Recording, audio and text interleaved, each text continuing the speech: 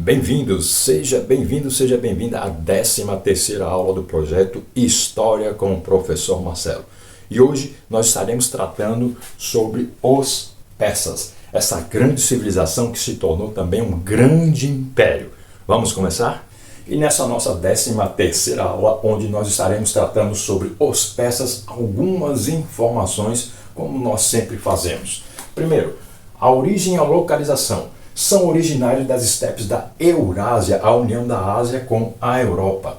Fixaram-se na região onde hoje é o Irã, anteriormente chamada de Pérsia, até 1935, onde hoje é o Irã, até 1935 era chamado de Pérsia. É nessa região que nós vamos focar o nosso estudo. Império Persa ou Aquemênida. Aquemênida é outra denominação que designa o Império Persa. Fundado por Ciro o Grande, um dos grandes imperadores do Império Persa, que foi o cara que deu o pontapé inicial, no século VI a.C. Estendia-se da Grécia até a Índia, englobando o Egito e a Mesopotâmia. Já estudamos essas duas civilizações. Como era feita a administração desse grandioso império? Conhecidos pela tolerância para com os povos dominados, e por construírem grandes estradas. Então, o que acontecia? Eles, quando dominavam o povo, eles respeitavam a cultura desse povo, respeitavam a língua, a religiosidade. Isso evitava o quê? Revoltas, facilitava, portanto, a administração. E como foram construídas inúmeras estradas que ligavam os vários pontos desse império, para conectar o vasto território.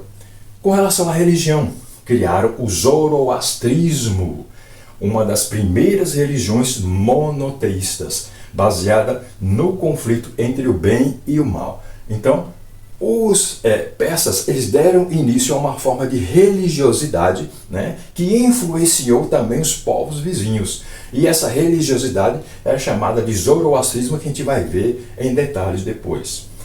A civilização persa teve seu auge, o seu apogeu, antes de ser derrotada por Alexandre o Grande. Tudo ia bem, até aparecer esse rapaz aqui, Alexandre o Grande, que por volta de 330 a.C. dominou o vasto Império Persa. Tudo tem seu começo e tudo tem o seu fim, não é verdade? Vamos continuar. E aqui nós temos a localização e a expansão do Império Persa. Tudo começa aqui. Como eu disse há poucos instantes, numa região chamada de Eurásia, entre a Ásia e a Europa propriamente dita. Então, nessa pequena região surge a cidade da Pérsia. Ela vai se expandir. Nós vimos que quando um povo, um reino se expande e domina as regiões vizinhas, eles deixam de ser um simples reino ou um simples povo para se tornar um império. É o que vai acontecer com a Pérsia. Então, aqui é o ponto de origem. Essa parte laranja aqui, como diz a legenda, é a parte que foi conquistada por Ciro o Grande. Começou aqui, nessa pequena região. Quando Ciro assume o comando dos persas, ele expande os domínios dos persas para essa região alaranjada que aqui está. Depois nós temos aqui alguns pontos em verde, que foi a região conquistada por Cambises, o imperador sequente a Ciro. Então Cambises ele domina aqui o nordeste da África, incluindo o Egito e boa parte da Arábia Saudita. E essas partes que estão aqui em lilás são as regiões que foram conquistadas por Dario I, também um grande imperador que concluiu a expansão do Império Persa. Então nós temos aqui a localização e a expansão desse império. Foram várias regiões que foram conquistadas, que foram dominadas, inclusive a própria Mesopotâmia. Lembra dela? Então Pérsia começa aqui e a cada imperador que foi assumindo o trono, ele foi expandindo as fronteiras do Império Persa, se tornando um dos maiores impérios da história da antiguidade. E à medida que o império crescia, atitudes, posturas deveriam ser tomadas pelos governantes, no caso imperadores, para poder administrar esse império tão grande. E nós temos aqui algumas dessas medidas que foram tomadas na administração do Império Persa. Primeiro foi dividir o império. Assim como o Brasil é dividido em estados, o imperador dividiu o Império Persas também em regiões, que recebiam o nome de satrapias. E quem governava essas regiões eram os sátrapas. O império foi dividido em províncias, que eram as satrapias, governadas por sátrapas que eram responsáveis pela coleta de impostos, o dinheiro, manutenção da ordem e recrutamento militar, organizar o exército em sua sátrapa, que devia satisfações a todo o império. A fiscalização, como é que era feita a fiscalização de tudo isso daqui? Né? A fiscalização real. Para evitar a corrupção, olha ela aí já na antiguidade, e revoltas dos sátrapas, o rei enviava inspetores conhecidos como olhos e ouvidos do rei. Ele não deixava solta. De vez em quando sempre tinha um fiscal do rei que era chamado de olhos e ouvidos do rei, como o próprio nome diz. Esses fiscais tinham a responsabilidade de visitar as sátrapas, ver como é que estava a coleta de impostos, a organização do exército, se o povo estava ali devidamente organizado para que não houvesse rebeliões. Então sempre havia esse fiscal do rei para monitorar as províncias. Infraestrutura e comunicação. Construção da estrada real que conectava cidades importantes. Vocês estão observando aqui essa linha vermelha que liga duas importantes cidades lá do Império, a cidade de Sardes, a cidade de Susa. Era chamada Estrada Real. Não era a única, haviam outras, mas essa era a principal, por onde tanto os fiscais do rei, os olhos e ouvidos do rei, circulavam, quanto também as comunicações, os correios e tudo mais. Então, era um sofisticado entrelaçamento de estradas, de vias, vamos assim dizer, por onde a comunicação circulava no Império, por onde o rei mandava os seus fiscais, por onde transitavam também os comerciantes. E além dessa chamada Estrada Real, que era a mais bem feita, a principal, haviam outras estradas que ligavam vários pontos do Império. Outra coisa interessante, a unificação econômica.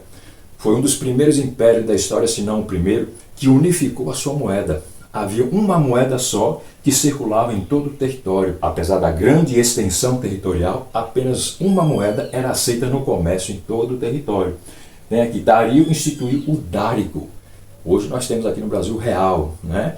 Lá era o dárico, era a moeda que circulava e que era permitida no que se referia a comércio, que era uma moeda de ouro, e padronizou pesos e medidas, incentivando o comércio. Ou seja, o que valia, vamos supor, 1 quilo em uma parte do império, lá da outra parte também valia 1 quilo. Havia um peso e uma medida só para todo o império. Isso facilitou também a questão comercial. E uma outra atitude importante, tolerância cultural. Os persas, apesar de dominarem toda essa região, que compreendia povos de diferentes culturas, né? A cultura do Egito era diferente da cultura da Mesopotâmia. Mesmo assim, o imperador persa ele permitia que seus povos dominados mantivessem a sua cultura. Ele não mudava a língua, não mudava a religião daquela região, permitia que eles continuassem então com a sua cultura. E isso evitava com que o povo pensasse, por exemplo, em revolta e tudo mais, porque a sua cultura estava sendo preservada e respeitada. Portanto, o império cresceu, se estabeleceu, dominou outros povos, teve grandes influências nesses povos, respeitou a cultura desses povos, enfim, teve uma longevidade muito brilhante.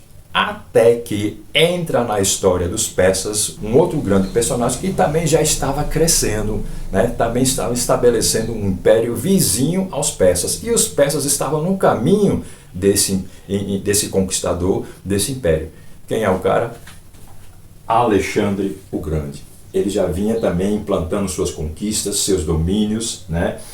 Representado pelo Império Macedônico, e ele chega às fronteiras do Império Persa. E os persas vão cair, apesar da sua grandiosidade, como nós vimos, vão cair ante o poderoso império de Alexandre o Grande. Aí tem a queda do Império Persa, ocorreu com a conquista de Alexandre o Grande da Macedônia, que derrotou o rei Dario III em batalhas decisivas como Gaugamela, culminando na morte de Dario em 330 a.C. O império já estava enfraquecido por crises econômicas, corrupção interna e conflitos após o reinado de Xerxes I. Nós vimos em assuntos anteriores que quando um reino começa a ter complicações dentro dele mesmo, isso o enfraquece. E Alexandre se aproveitou disso. Apesar de que Alexandre já era um grande império, já tinha um grande e poderoso exército, mesmo assim coincidiu com o enfraquecimento interno dos persas. E aí veio Alexandre o Grande, Alexandre o Conquistador, e tomou conta do Império Persa. Colocou o Império Persa dentro do Império Macedônico. Isso vai ser assunto da nossa próxima aula. Olha o spoiler aí. A dica de cinema hoje é um filme chamado 300. 300 é um filme que fala um pouco da força do exército espartano. Nós vamos estudar Esparta com maiores detalhes. E esse exército, composto literalmente por 300 soldados, vai enfrentar, entre aspas, o todo-poderoso Império Persa. Isso tudo está sendo relatado no filme. Assistam, se você puder. Certo? É um filme baseado em uma graphic novel, que é uma espécie de história em quadrinhos, só que mais bem elaborada, que fez muito sucesso. Eles pegaram essas histórias em quadrinhos e transformaram em um filme, sob a direção de Zack Snyder, lá em 2006. Zack Snyder também é muito conhecido por filmes de super-heróis. Faça uma pesquisa e você vai encontrar muitos bons filmes dirigidos por esse diretor.